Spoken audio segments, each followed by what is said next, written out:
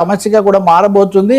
ఈ విషయంలో ఇంకొకటి ఏమంటే చంద్రబాబు నాయుడు గారు కలెక్టర్ల సమావేశం జరిపినప్పుడు కానీ సమీక్షలు జరిపినప్పుడు కానీ ఆ కలెక్టర్లు ఐఏఎస్లు ఇతర అధికారులు మీరు చొరవ చూపించడం లేదు.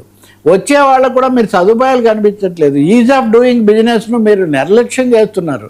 ఈ పద్ధతిలో ఎప్పుడూ అదొక నిరంతరమైన విమర్శగా ధ్వజమెత్తడం కూడా జరుగుతుంది. ఇవి ఒక విధంగా అధికార యంత్రానికి కూడా ఇబ్బంది ఉంది. ఎందుకంటే మీరు చూడండి, 2 రాష్ట్రాల్లో కేంద్రంలో కూడా వాళ్ళు ఉన్నప్పుడు చేసిన పథకాలన్నీ వీళ్ళు తప్పు పడతారు. మళ్ళీ వీళ్ళు ఉన్నప్పుడు చేసిన రెండింటిలో మనం వినేది ఏంటి? 10,000 కోట్లు ఎదురు మారాయి, ఈ భూములు వాడికిపోయాయి, అవి వీళ్ళ బినామీలు, వీళ్ళు అంటారు, వాళ్ళు అంటారు. నాటకం నడుస్తూనే ఉంటుంది. కాబట్టి ఈ పీపీపీ విప్లవం మటుకు బహుశా ప్రజలు కోరుకోవట్లేదని నేను అనుకుంటున్నా. మీరు నిజంగా నిర్దిష్టంగా ఏముంటుందో ప్రజల ముందు పారదర్శకంగా పెట్టండి. ఇంకొకటి, నిషేధిత భూముల జాబితాలు కూడా సవరించారు. అంటే ఏ భూమి అయినా ఇచ్చేసేయచ్చు అన్నటువంటి ఒక పద్ధతి కూడా తీసుకొచ్చారు. సో ఇవన్నీ చాలా ఆందోళనే కాదు, ఒక విధమైన అస్పష్టంగా ఉన్నాయి. ఈ అస్పష్టతలు ఎక్కడికి దారితీస్తాయి? ఇప్పుడు ఈ లెక్క ప్రకారం ఏడాదికి 8 లక్షల కోట్ల పెట్టుబడులు వస్తాయి ఆంధ్రప్రదేశ్కు అని చెప్తున్నారు. 8 లక్షల కోట్ల వల్ల వాళ్ళు ఎంత పెడతారు, మనం ఇచ్చే వనరులు ఎంత ఉంటాయనేది ఒక లెక్క అయితే, జాతీయంగానే వ్యాపారాలు ఇవన్నీ దెబ్బతిన్నప్పుడు ఆ స్థాయిలో వచ్చాయి. ఇప్పుడు అట్లయితే 16 లక్షల కోట్లు వచ్చాయా? వస్తే ఎక్కడ వచ్చాయి? వాటితో ఏం ఉపాధి వచ్చింది? ఇలాంటి ప్రశ్నలు ఉన్నాయి. ఇవన్నీ నేను మీకు చెప్పింది ఆర్థిక విషయాలు.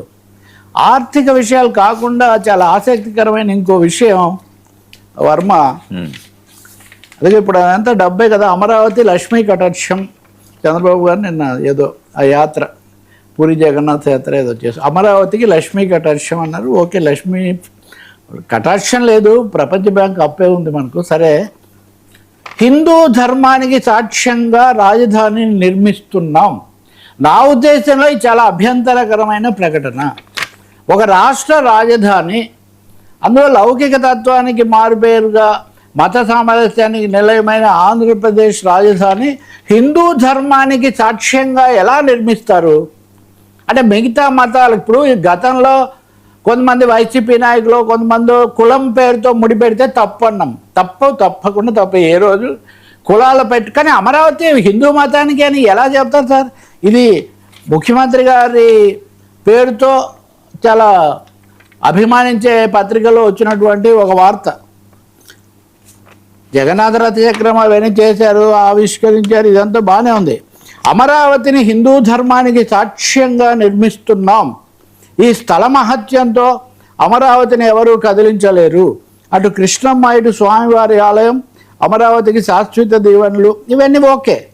కానీ ఇక్కడ చూడండి, మానవ సంబంధాలు తగ్గిపోతున్న తరుణంలో సమస్యలకు ఆధ్యాత్మికత ఒకటే పరిష్కారం అని ఆయన చెప్పారు. ఆధ్యాత్మికత అంటే ఇందాకేమో మనం పీపీపీ కార్పొరేటు, ఖచ్చితంగా భారతదేశంలో జరుగుతుంది ఇదే సార్. అందరూ అనేది మాల విమర్శకులు అనేది కార్పొరేటు కాషాయ కలయికగా నడుస్తుందని. ఇప్పుడు అమరావతి ఖచ్చితంగా దీని మీద ప్రభుత్వం వివరణ ఇస్తుందో నాకు తెలియదు. కానీ అమరావతిని ఒక కులానికి అని కొంతమంది ముడిపెడితే ఎంత తప్పు, ఒక మతానికి సాక్ష్యంగా నిర్మిస్తున్నామంటే తప్పు సార్. కృష్ణా నదైనా గోదావరి నదైనా పుష్కరాలు వీళ్ళే జరుపుతుండొచ్చు, కానీ అందరికీ అవి పంటలు పండిస్తున్నాయి, అందరికీ మేలు చేస్తున్నాయి. పైగా నదులన్నీ నిజానికి మనం జాగ్రఫీ సైంటిఫిక్గా చదివితే ప్రపంచ మహాసముద్రం అంటాడు వాడు. అవును, బ్రహ్మపుత్ర నదిని భారతీయులు ఒక విధంగా పిలుస్తారు, పైనుంచి వచ్చేటప్పుడు చైనా వాళ్ళు దాన్ని ఇంకేదో పిలుస్తారు. కాబట్టి మనం ఈ విధంగా రాష్ట్రాలు, రాజధానులు వీటికి కూడా ఇటువంటి పేరు పెడితే, ఇప్పుడు హైదరాబాద్కే హైదరాబాద్ కాదు భాగ్యనగర్ అని పేరు పెట్టాలి, ఇలాంటి చర్చలకు వైపు నడుస్తుంటే, దేవతల రాజధాని అన్నారు. ఓకే, సాధారణమైన అర్థంలో దేవతలు అంటే అన్ని మతాల దేవతలు అనుకుంటారు, కానీ ఒక మతం దేవతలే కాదు కదా. కాబట్టి ఖచ్చితంగా చంద్రబాబు గారు లాంటి అనుభవం కలిగినటువంటి ముఖ్యమంత్రి, రెండవది లౌకిక పార్టీ కదా తెలుగుదేశం, ఒక మత ధర్మానికి సాక్ష్యం అని చెప్పడం ఏంటో. మళ్ళీ ఇప్పుడు ఒకటి చెప్పొచ్చు, ధర్మం అంటే మతం కాదు, అది కూడా నేనే చెప్పేస్తాను. ఇంకెందుకు మళ్ళీ ఇంకెవరో శ్రమ పడటం ఎందుకు? కానీ ఇప్పుడు దేశంలో ఉన్న వాతావరణంలో కలుపుకుపోయే విధానం అనుసరించాలి తప్ప, ఇదేదో